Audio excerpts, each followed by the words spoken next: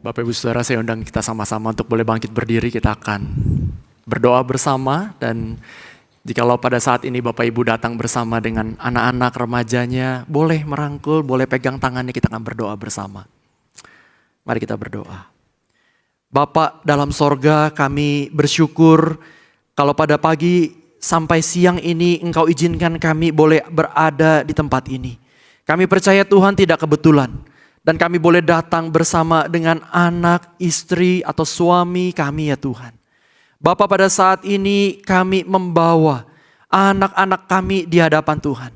Kami berdoa biarlah sepanjang hidup anak-anak kami, semasa mereka boleh studi, sekolah yang ada, biarlah Tuhan berkati mereka. Dengan kepandaian, dengan semangat yang mau belajar, dan kehidupan yang mau terus dekat dengan Tuhan. Berikan hati yang peka akan Tuhan. Dan hati yang bersandar kepada Tuhan. Dan biarlah melalui setiap studi, pembelajaran yang dipelajari, boleh membawa kemuliaan Tuhan. Tuhan, kami berdoa buat keluarga kami masing-masing.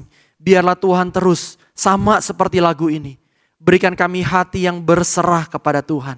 Hati yang mau meminta tuntunan Tuhan ada di dalam kami.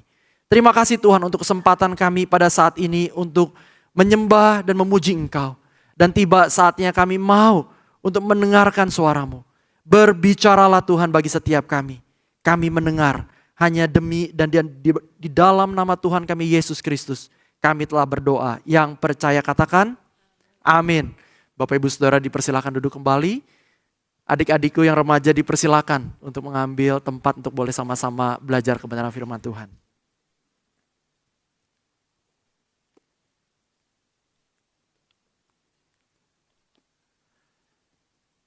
Sekali lagi Bapak Ibu Saudara sekalian, Shalom. Senang sekali saya boleh berada di tengah-tengah Bapak Ibu Saudara untuk kembali bersama-sama belajar kebenaran firman Tuhan. Perkenalkan, nama saya Fernandes. Saya pertama kali memberitakan firman di GKI BSD. Saat ini saya melayani di GKI Pantai Indah Kapuk. Ya, Bapak Ibu, salam ya dari jemaat sekalian yang ada di sana dan keluarga saya. Saya menikah, istri dan mempunyai 2 orang putri. Kiranya berkat yang sama juga menyertai setiap kita, dan hari ini kita akan sama-sama belajar mengenai satu tema, berbicara mengenai aku tidak lagi menjadi penonton. Bapak Ibu, kita akan sama-sama membuka firman Tuhan dari Lukas pasal yang ke-8 ayat yang pertama sampai yang ketiga.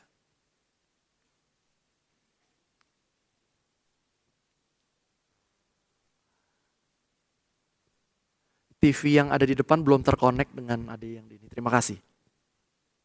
Izinkan saya membacakannya untuk Bapak Ibu Saudara sekalian. Lukas pasal yang ke-8 ayat yang pertama sampai yang ketiga. Tidak lama sesudah itu, Yesus berjalan berkeliling dari kota ke kota dan dari desa ke desa memberitakan Injil Kerajaan Allah. Ke-12 muridnya bersama-sama dengan dia. Dan juga beberapa orang perempuan yang telah disembuhkan dari roh-roh jahat atau berbagai penyakit. Yaitu Maria yang disebut Magdalena, yang telah dibebaskan dari 7 roh jahat. Yohana istri Kuza, bendahara Herodes. Susana dan banyak perempuan lain. Perempuan-perempuan ini melayani rombongan itu dengan kekayaan mereka. Berbahagialah setiap kita yang membaca firman Tuhan, merenungkan, melakukan dan memberitakan firman Tuhan itu dalam kehidupan kita hari lepas hari. Bapak Ibu Saudara, dalam dunia sepak bola itu ada istilah yang namanya pundit. Mungkin sebagian kita yang suka sepak bola, malam minggu banyak pertandingan kita tahu. Bahkan sepanjang hari setiap minggu pundit ini memberitakan informasi-informasi seputar sepak bola. Bapak Ibu Saudara, pundit ini seperti komentator. Tetapi bedanya kalau pundit ini ada di kantor atau di tribun maksud saya. Tetapi kalau pemain ada di lapangan. Pundit ini adalah orang yang ahli menganalisis sepak bola. Pundit ini adalah mungkin mereka sebelumnya mantan pemain, mantan pelatih, dan mereka memang jago di situ. Tetapi mereka tidak bermain, mereka jago bahkan komentari pemain ini. Wah, mereka bisa komentari dengan pedas-pedas begitu ataupun mengkritik dengan tajam. Dan kita tahu bedanya, kalau pemain di lapangan, pundit ada di tribun. Bapak Ibu Saudara, kalau kita melihat perjalanan kita sebagai orang Kristen, dalam perjalanan pertumbuhan iman, setiap kita banyak memulainya mungkin di tribun. Kita melihat dan belajar orang-orang yang melayani kita. Melayani untuk kita semakin bertumbuh, semakin serupa dengan Kristus. Tetapi Bapak Ibu Saudara, kita bisa mendengar firman Tuhan, kita bisa menikmati ibadah dan mengerti apa yang seharusnya gereja lakukan. Tapi seringkali berhenti di sana.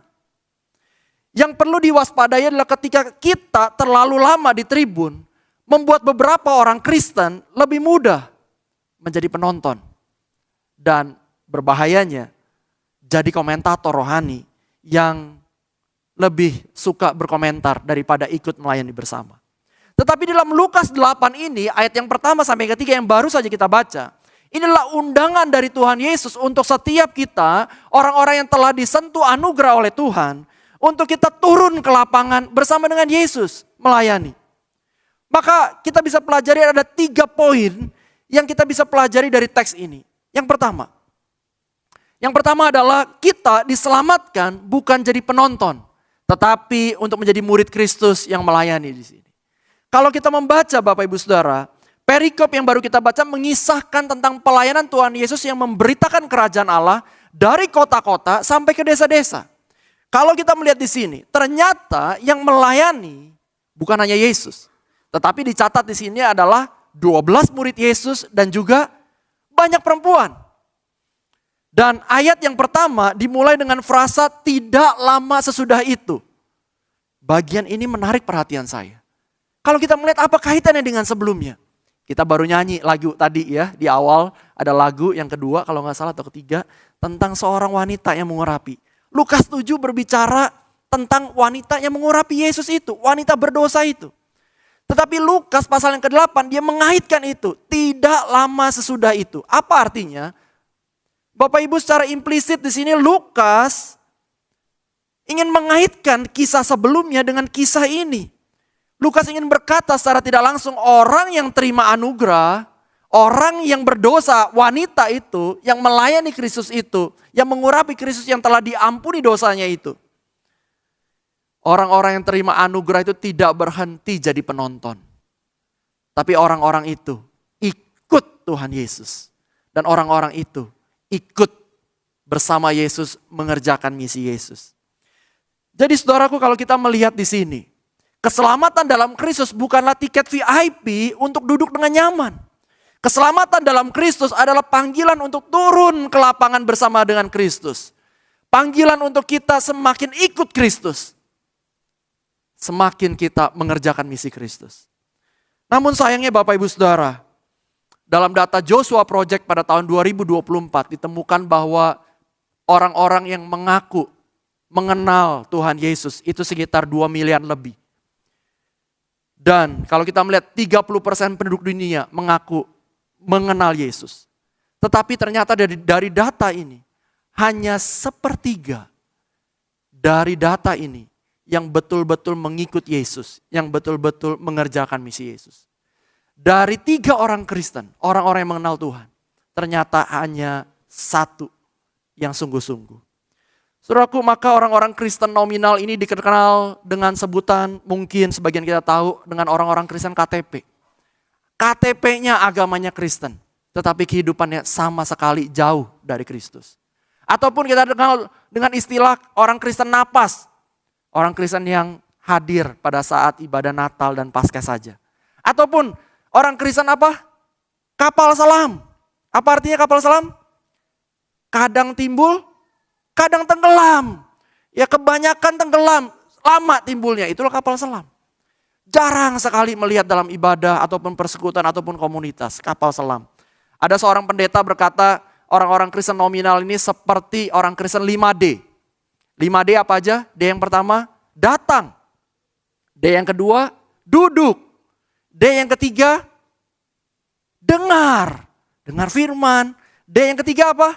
D yang keempat, duit. Pikirnya dengan persembahan. D yang kelima apa? Dada. Seperti itulah pendeta ini pernah berkata. Orang Kristen nominal itu seperti orang Kristen 5D ini. Bapak Ibu, Dallas Willard menyikapi keadaan ini, dia berkata, sayangnya keadaan ini terjadi bukan karena salahnya jemaat saja. Tetapi keadaan ini juga terjadi karena ada andil gereja. Di dalam bukunya The Great Commission, bukan commission ya, omission di situ, pengabaian yang agung. Ia mengatakan demikian. Banyak hal yang dikerjakan gereja-gereja pada masa kini hanya sedikit yang berkaitan dengan menghasilkan murid Kristus.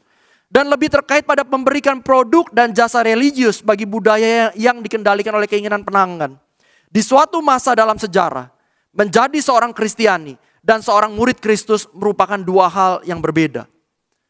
Orang Kristen tidak sama dengan murid Kristus dikatakan di sini. Bapak Ibu Saudara, Dallas Willard melihat banyak gereja-gereja yang hanya mempedulikan adalah yang penting gereja rame. Gereja yang penting ibadah, adakan musik, praise and worship yang bagus. Tetapi setelah itu nggak peduli terhadap pertumbuhan iman anggotanya. Anggotanya mau kehidupannya seperti apa, mau apapun yang dikerjakan, pergumulannya yang penting gereja hari Minggu rame. Dallas Willard mengatakan itu. Maka Bapak Ibu Saudara, seharusnya gereja mempunyai sasaran fokus pemuritan. Yang sangat jelas sekali di gereja ini canangkan yaitu Christ likeness. Maka sasaran pemuritan, sasaran kita bergereja, sasaran akhir pelayanan tidak berhenti pada pertobatan. Atau bahkan pada pertumbuhan iman di situ. Melainkan ketika pelayanan itu menghasilkan murid-murid Kristus yang pergi. Menjadi pekerja-pekerja yang memenuhi tempat dan panggilannya di dalam dunia. Dan membawa orang-orang yang memuliakan Tuhan. Bapak Ibu, bukankah ini misi Kristus? Misi Kristus bukan hanya sekedar membawa orang-orang kepada Kristus, tapi membawa orang-orang yang mengikut Kristus itu. Mereka diubahkan oleh Kristus. Dan mereka boleh diutus kembali dalam tempat dan panggilannya. Menjadi murid-murid Kristus yang melayani. Bapak Ibu, inilah. Maka gereja perlu berfokus bagaimana mengembangkan setiap jemaat-jemaat Tuhan. Mulai dari orang-orang Kristen yang lahir baru. Orang-orang Kristen yang semakin bertumbuh dalam iman, dalam karakter. Tetapi orang-orang yang bertumbuh dalam karakter itu tidak berhenti sampai di situ. Orang-orang yang mau berbuah bagi Kristus. Yang mau melihat jiwa-jiwa dan mau melayani Kristus. Melayani jiwa-jiwa itu. Maka kalau kita Bapak Ibu Saudara sudah menjadi orang Kristen saat ini. Izin tanya, sudahkah kita mengalami kelahiran baru itu? Kelahiran baru adalah momen perjumpaan kita dengan Yesus. Momen di mana ketika kita berjumpa dengan Kristus kita merasa orang berdosa tidak layak. Tapi Tuhan Yesus mau terima saya, mau mengampuni saya, bahkan mau memeluk saya, menerima kembali diri saya. Maka momen perjumpaan dengan Kristus itu ketika kita, Tuhan aku orang berdosa, aku butuh juru selamat. Dan aku minta Engkau Tuhan masuk ke dalam hatiku. Saudaraku, momen itulah momen kelahiran baru. Mungkin sebagian besar di antara saudara, saya Kristen sejak kecil. Tapi saudara, apakah di dalam perjalanan imanmu ada momen-momen di mana engkau secara tidak sadar, momen itu ya, saya mulai sungguh-sungguh ikut Tuhan. Momen itu ya mulai di mana saya hati-hati dalam dosa, saya gak mau menyakiti Tuhan. Saudaraku, ataupun saudara yang pernah saudara mengalami momen kelahiran baru itu. Tapi jikalau belum, saudaraku mari. Di dalam doa saudara buka hati, Tuhan aku orang berdosa. Aku minta Engkau Tuhan ampuni aku. Aku butuh juru selamat. Masuklah dalam hatiku. Saudara terima Kristus, alami kelahiran baru itu. Tapi kalau di antara saudara sudah mengalami kelahiran baru, apakah saudara sudah bertumbuh di dalam iman? Apakah saudara selama ini menjadi orang Kristen yang bertumbuh? Orang Kristen yang, hidup saya, orang-orang bisa melihat. 5 tahun yang lalu, 10 tahun yang lalu sebelum saya mengenal Tuhan sampai sekarang. Orang-orang melihat hidup lu berubah. Berbeda banget. Gaya bicara lu bukan hanya lebih sopan, tapi berbeda banget sama orang-orang yang belum mengenal Tuhan. Ataupun kerinduanmu, cintamu akan Tuhan. Kerinduanmu untuk bersekutu dalam firman dan doa. Ada semakin kemajuan. Bapak Ibu, kalau engkau sudah lahir baru, tetapi merasa aku belum begitu bertumbuh. Saudaraku, saya bersyukur tadi ada berbagai macam ajakan. Kelompok kecil mungkin di situ. Bapak Ibu bisa datang setelah ini keluar, tanya hamba Tuhan yang ada. Majelis bagaimana saya bisa bertumbuh dalam mungkin kelompok kecil. Mungkin mentoring yang ada. Yang Bapak Ibu bisa bertumbuh bersama. Atau Bapak Ibu merasa sudah bertumbuh secara rohani. Tapi pertanyaannya di mana saat ini orang-orang yang Bapak Ibu usahakan. Yang kita usahakan untuk mereka menjadi murid Kristus yang memuridkan. Ataupun sudahkah kita terlibat di dalam pelayanan yang ada di gereja ini. ataupun dimanapun kita berada. Saudaraku, setelah kita melihat bahwa orang Kristen yang bertumbuh itu akan berbuah, maka kalau kita melihat ada orang Kristen yang tidak melayani, pilihannya cuma dua. Pilihannya adalah orang Kristen itu belum lahir baru, atau orang Kristen itu tidak bertumbuh. Karena orang Kristen yang sungguh-sungguh bertumbuh akan melayani. Maka kalau ada orang Kristen yang begitu mengacuhkan misi Tuhan, isi hati Tuhan, maka pilihannya cuma dua. Dia belum lahir baru atau dia tidak bertumbuh.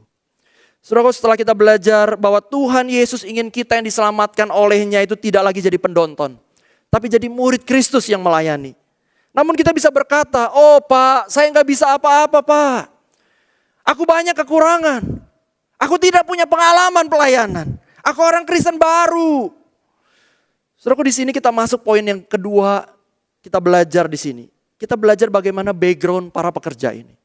Saudara, kita melihat di sini mereka yang ikut Tuhan Yesus, yang melayani bersama Yesus.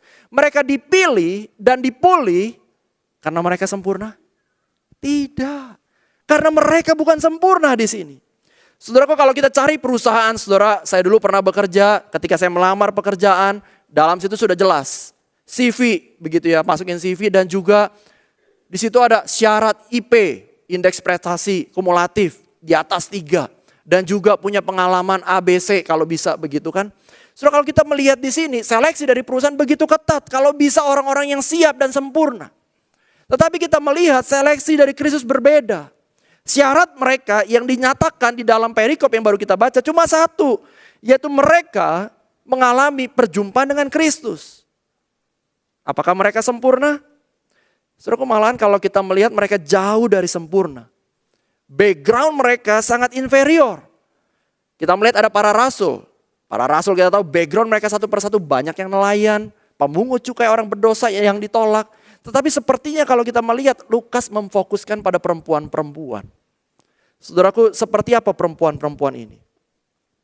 Saudaraku, perempuan-perempuan di sini, mereka itu jarang dipandang sebagai individu mandiri. Biasanya disebut kalau kita melihat di Alkitab itu wanita itu anak dari ayahnya, ataupun istri dari suaminya, atau janda dari mendiang suami. Wanita identitas itu melekat pada suaminya di situ. Dan wanita punya hak hukum yang terbatas. Mereka tidak bisa bersaksi dalam pengadilan karena nilai suara mereka nggak seberapa. Ada yang menulis di Misnah cuma setengah begitu.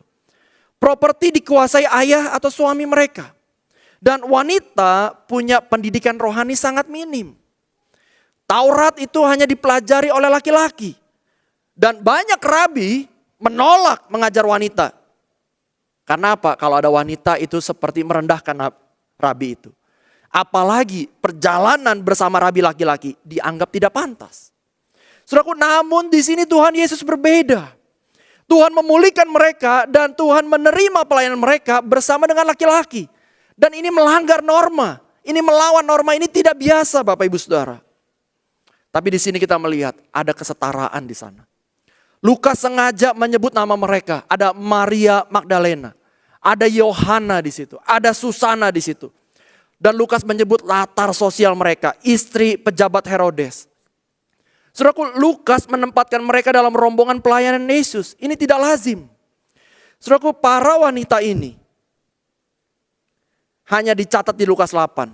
Tetapi dari Maria, bukan hanya dicatat di Lukas 8. Tetapi kalau kita melihat Maria dari Magdala dan Yohana, mereka ini siapa? Mereka lah orang-orang yang pertama datang ke kubur Yesus. Dan mereka lah saksi-saksi kebangkitan yang pertama waktu itu. Saudara melihat perjalanan iman mereka. Mereka melayani bukan hanya sekali. Tadi ya, worship leader, kalau sudah pelayanan, apakah melayani lagi? Ternyata mereka terus melayani. Bahkan sampai titik terendah, Yesus, murid-murid pada lari. Mereka lain jadi saksi kebangkitan yang pertama. Saudaraku, bahkan di dalam Roma 16 ayat 7. Dikatakan Rasul Paulus berkata, salam kepada Androikus dan Yunias, yaitu orang-orang yang terpandang di antara para rasul. Dan telah menjadi Kristen sebelum aku. Saudaraku, ternyata ada seorang teolog Richard Bauckham, ahli biblika. Dia mengatakan, dia menulis buku Gospel Women. Dia mengatakan bahwa Yunias itu sama seperti siapa? Yunias itu Yohana.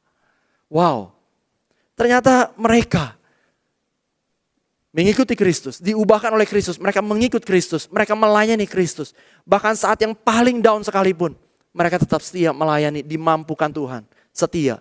Bahkan gereja mula-mula, Tuhan pakai mereka. Saudaraku, para perempuan ini dari orang yang pernah kerasukan, penyakitan, tapi kemudian jadi saksi kebangkitan dan Tuhan pakai orang-orang ini luar biasa. Saudaraku, Tuhan bisa pakai latar belakang hidup kita yang mungkin kelam. Tuhan bisa pakai latar belakang kehidupan kita yang sangat-sangat tidak sempurna. Tetapi bisa dipakai Tuhan menjadi cerita Injil yang begitu mulia. Saudaraku, wanita-wanita ini pernah kerasukan setan tadi. Berbagai penyakit pernah dialami. Namun mereka diubahkan setelah berjumpa dengan Kristus, diselamatkan oleh Kristus. Mereka berubah menjadi murid Kristus. Saudaraku, Musa. Punya keterbatasan Musa? Punya keterbatasan bicara. Tetapi berat mulut dan lidah di situ. Tetapi Tuhan pakai jadi penyambung suara Tuhan untuk boleh memimpin dan membebaskan bangsa Israel.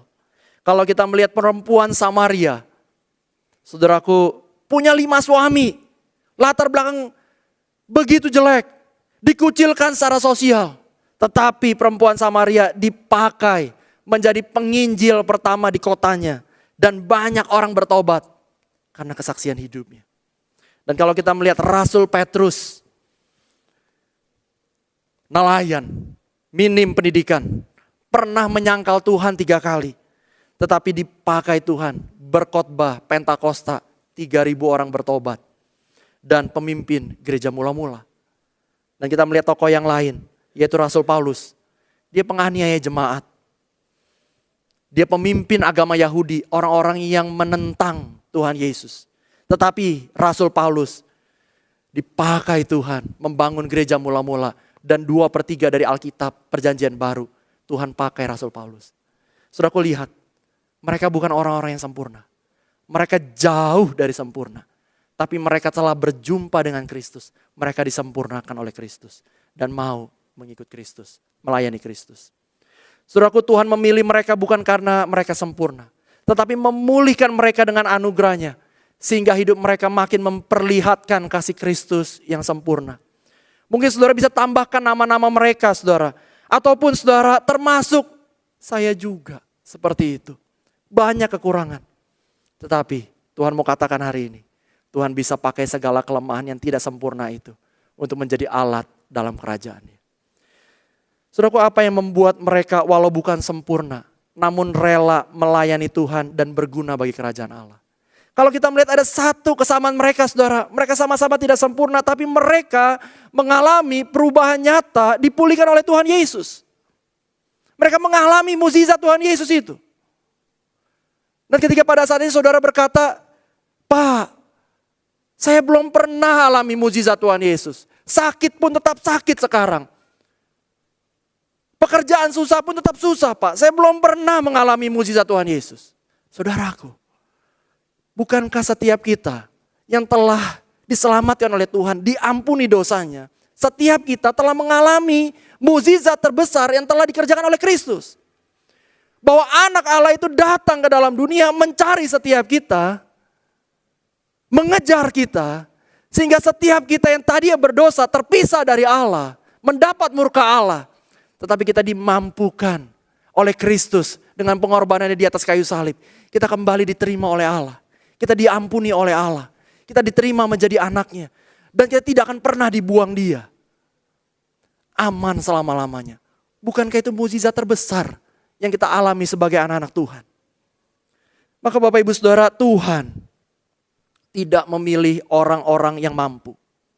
Tapi Tuhan akan memampukan orang-orang yang dipilihnya. Amin. Kita baca sama-sama 3, 4. Tuhan tidak memilih orang-orang yang mampu. Tetapi Tuhan memampukan orang-orang yang dipilihnya. Pertanyaan selanjutnya. Bagaimana kita bisa menjadi murid Kristus yang berguna bagi kerajaan Allah? Di poin ketiga ini kita belajar. Mereka, murid-murid Kristus itu dipakai dari apa yang dimiliki.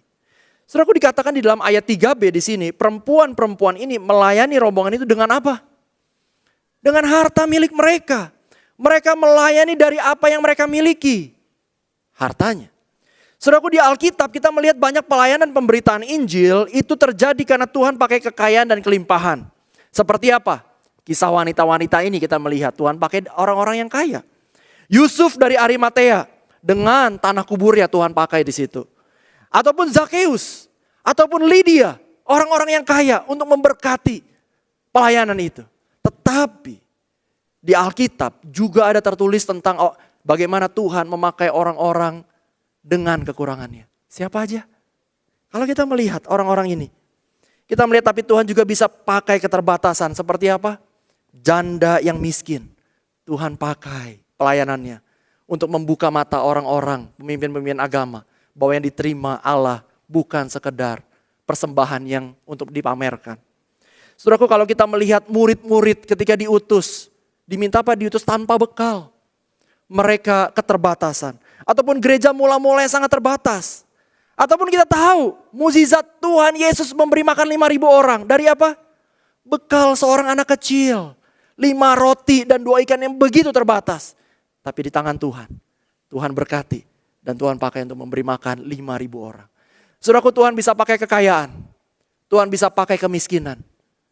Namun saudara, yang satu hal yang menyamakan mereka adalah mereka sama-sama dipakai Tuhan dari apa yang mereka punya. Dari apa yang dipunyai. Bukan apa yang tidak mereka punyai. Saudaraku, yang lebih memberi lebih. Yang kurang memberi dari kekurangan. Semua Tuhan berkati, berkenan di hati Tuhan dari apa yang Tuhan berikan. Maka saudara, tiap kita, firman Tuhan berkata, setiap kita telah memperoleh karunia dari Tuhan untuk melayani. Di dalam 1 Petrus 4 ayat 10 dikatakan, layanilah seorang akan yang lain. Sesuai dengan karunia yang telah diperoleh tiap-tiap orang sebagai pengurus yang baik dari kasih karunia Allah. Tuhan mengatakan setiap kita sudah diberikan karunia itu. Untuk kita boleh melayani. Maka Rasul Petrus berkata, layanilah seorang dengan yang lain. Sesuai dengan kasih karunia yang telah diberikan kepadamu. Rasul Paulus juga mengatakan dalam 1 Korintus 12 ayat 11 dikatakan, semua ini dikerjakan oleh satu dan roh yang sama. Yang memberikan karunia kepada sebagian orang? Tidak. Dikatakan itu apa? Dikatakan pada setiap orang secara khusus seperti yang dikehendakinya. Jadi ketika Allah Roh Kudus, kita membuka hati kita dan Allah Roh Kudus tinggal di dalam kita. Roh Kudus memberikan karunia-karunia rohani. Seperti yang dikehendaki oleh Roh Kudus itu kepada tiap-tiap anak-anak Tuhan, murid-murid Tuhan. Jadi Bapak Ibu, setiap kita sudah diberikan karunia. Maka pertanyaannya, apakah kita menyadari kita memiliki karunia itu? Begitu banyak tes karunia rohani yang ada berselebaran. Bapak Ibu silakan tes itu. Jikalau Bapak Ibu sudah tahu, maukah untuk mau terlibat? Dan bertanya, apa yang menjadi kebutuhan ini? Tadi di awal sudah diperlihatkan, dibuka pelayanan yang ada. Di manakah saat ini Tuhan ingin Bapak Ibu melayani dia? Saudaraku, sampai di sini kebenaran firman Tuhan, saya menyadari, saya sungguh menyadari. Saya pun lebih nyaman jadi penonton sebenarnya daripada jadi pelayan. Bahkan kadang saya lebih suka mengamati dan mengomentari daripada terlibat dalam pelayanan dan menanggung beban pelayanan itu. Bapak Ibu, suatu hari ketika di dalam pelayanan ada seseorang yang menghampiri saya, hamba Tuhan juga, dan menawari saya untuk berkhotbah di salah satu komisi waktu itu. Tapi saya tahu waktu itu, minggu-minggu itu saya ada 2 khotbah yang saya harus lakukan. Tapi saya bisa jadwalnya, tapi saya merasa aduh kok berat ya. Dan saya berkata sama dia, saya tolak deh pelayanan itu karena saya merasa juga berat begitu. Tapi ketika komisi itu saya hadiri begitu, saya duduk, saya mendengar ada seorang yang berkhotbah, rekan saya begitu ya, dan saya merasa khotbahnya kok begini, kok kurang ini, kurang itu. Wah, ketika saya persiapan ini saya ingat momen itu betul ya. Saya merasa lebih nyaman jadi penonton. Saya lebih nyaman jadi pundit, komentator rohani dibandingkan menanggung pelayanan itu. Bapak Ibu Saudara, saya teringat juga seorang anak muda. Waktu saya pelayanan di Singapura, Bapak Ibu, anak ini baru lulus di salah satu tempat kuliah yang baru mau lulus, di NUS waktu itu saya ingat. Waktu itu gereja sedang membuka satu pelayanan sekolah minggu begitu. Wah, kami sih kalau buka pelayanan sekolah minggu bertahun-tahun, buka pelayanan sekolah minggu, nggak pernah ada yang daftar. Tetapi waktu itu, setelah ibadah, ada wanita muda ini yang baru mau lulus kuliah ini. Dia menghampiri istri saya yang waktu itu sebagai pembina. Dan dia berkata, saya mau daftar jadi guru sekolah minggu. Wah, kami kaget. Karena ini kejadian yang langka sekali. Ada orang yang menghampiri dan mau mendaftar begitu. Tapi ternyata setelah kita dekati, kita ajak ngobrol, dan kita melihat pertumbuhan imannya begitu ya. Kita ajak dia lihat-lihat kelas-kelas sekolah minggu. Ternyata akhirnya sampai dia menjadi pendamping kelas. Kita melihat ada hal yang berbeda, iya ya. Anak muda ini bahkan ada kelas persiapan, dia minta kelas persiapan tambahan kepada istri saya. Karena dia bilang, saya gak bisa ngajar, saya grogi, gimana bisa ngomongnya. Tapi kita melihat melalui anak muda itu kami belajar, iya ya. Ternyata Tuhan masih bisa loh gerakin orang-orang. Tuhan kita bukan Tuhan yang mendiamkan, karena kadang-kadang waduh guru sekolah minggu begitu terbatas, sedikit, susah yang melayani. Tapi ternyata kita masih punya Tuhan yang hidup, yang mengajak, yang menggerakkan. Dan anak muda ini menjadi penghiburan. Dan bagaimana Tuhan memakai setiap murid-muridnya, termasuk setiap kita. Saudaraku, kalau gitu bukan berarti saudara ketika ada pelayanan yang diberikan kepada kita, kita harus jawab yes, ya saya bisa. Bukan juga begitu saudara. Karena itu kalau kita selalu begitu, yes man, itu juga tidak bijak. Tapi saudara, hari ini, ketika Tuhan sudah selamatkan engkau, ketika Tuhan sudah tinggal di dalam hatimu, ketika Tuhan sudah melepaskanmu dari dosa dan kesia-siaan hidup, saudaraku, maukah engkau untuk kembali lagi terbuka hati, melihat Tuhan yang bekerja zaman ini, dan maukah engkau terlibat di dalam misinya? Maka saudaraku, bagi setiap kita, ketika kita Tuhan mampukan setia di dalam mengerjakan panggilan kita di dalam dunia ini, maka kita pulang ke sorga, kita akan pulang dengan kepala yang tegak. Karena Tuhan akan menyambut kita, dan Dia akan berkata demikian, hai hambaku yang setia, baik sekali perbuatanmu, engkau telah setia dalam perkara kecil, masuklah dan turutlah dalam kebahagiaanmu. Bapak Ibu mau pulang ke sorga dengan kepala yang tegak. Karena Tuhan sudah selamatkan kita. Karena Tuhan telah berikan karunia roh itu. Maka kita mau pakai meskipun itu tidak berharga di pandang kita. Tapi berharga di mata Tuhan. Tuhan tidak mencari orang yang mampu. Tetapi Tuhan akan memampukan orang-orang yang mau. Tuhan tidak mencari orang-orang yang sempurna. Tetapi Tuhan akan menyempurnakan orang-orang yang akan terus disempurnakannya. Mulailah dari apa yang kita punya. Dan persembahkanlah itu yang terbaik bagi Tuhan. Amin. Mari kita berdoa. Firman-Mu telah diberitakan. Dan biarlah Tuhan Engkau yang bekerja di dalam setiap hati anak-anak-Mu saat ini. Atas kasih karunia yang telah kami terima ya Tuhan. Biarlah kami mau terima pelayanan yang ada, yang Tuhan bukakan, khususnya di gereja ini. Untuk kami pakai segala talenta, karunia yang Tuhan berikan. Baik itu banyak, meskipun itu sedikit. Biarlah kami bisa persembahkan bagi Tuhan. Melayani jiwa-jiwa, membawa kepada Kristus bagi kemuliaan Engkau. Hanya demi dan di dalam nama Tuhan Yesus, kami telah berdoa. Amin. Tuhan memberkati Bapak Ibu Saudara.